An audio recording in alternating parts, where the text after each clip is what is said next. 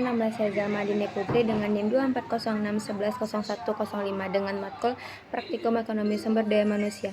Saya ingin mempresentasikan hasil kerja kelompok kami, yaitu analisis faktor-faktor yang mempengaruhi kinerja karyawan pada perusahaan Kopi Nganu di Pekanbaru.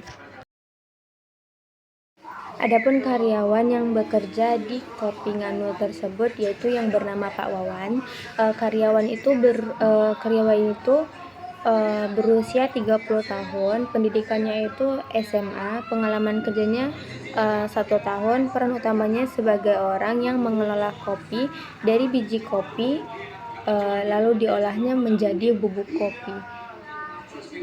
Terus usaha ini pemilik usaha Kopi Nganu itu bernama Bapak Froni. Pemilik umurnya berusia 42 tahun dengan pengalaman kerja itu selama 12 tahun. Lokasi usaha itu di Jalan Sri Kandi, Komplek Ruko Widya Graha 2, Blok B nomor 13, Kelurahan Delima, Kecamatan Tampan, Pekanbaru. Penilaian kinerja faktor individu. Adapun penilaian kerja faktor individu, pemilik dan karyawan memiliki motivasi intrinsik tinggi dan kompetensi sesuai dengan tugasnya masing-masing. Jadi semua karyawan itu ada pembagian tugasnya, ada bagian editing, ada bagian fotografer, dan ada bagian mengelola kopi lalu membuat kopi yang siap disajikan.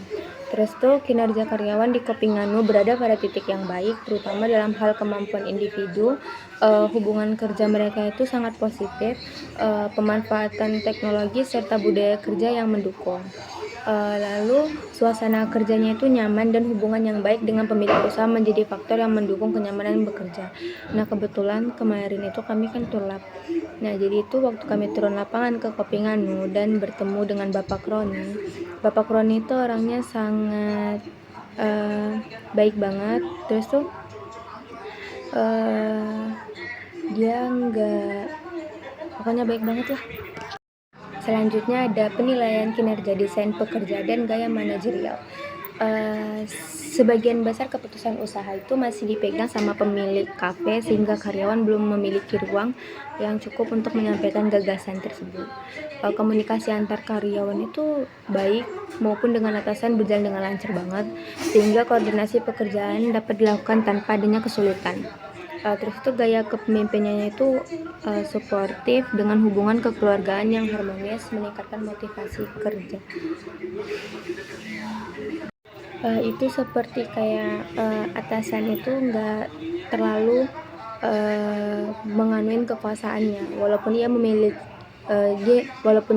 dia pemilik kafe Nganu tersebut, tapi dia tidak pernah kayak membedakan antara dia dan karyawannya. Dia tuh lebih kayak menjalin hubungan kayak kekeluargaan gitu, kayak nggak ada perbedaan di antara atasan maupun bawahan.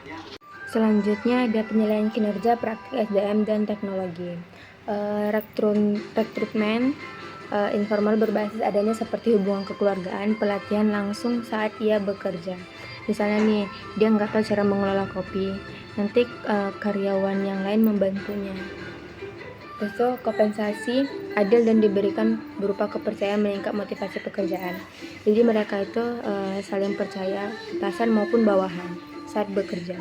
Aspek teknologi dan sumber daya kerja menunjukkan kondisi yang positif. Peralatan yang tersedia sudah mampu membantu memperlancar proses produksi, mulai dari mesin roasting, grinder, hingga peralatan pengemasan.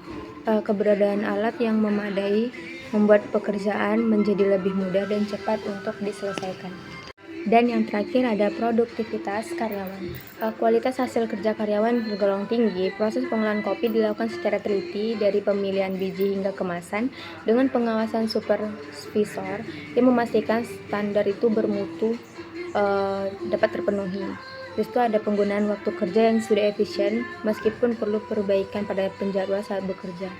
Nah, jadi Cafe Nganu itu buka dari jam 7 sampai jam 6 sore.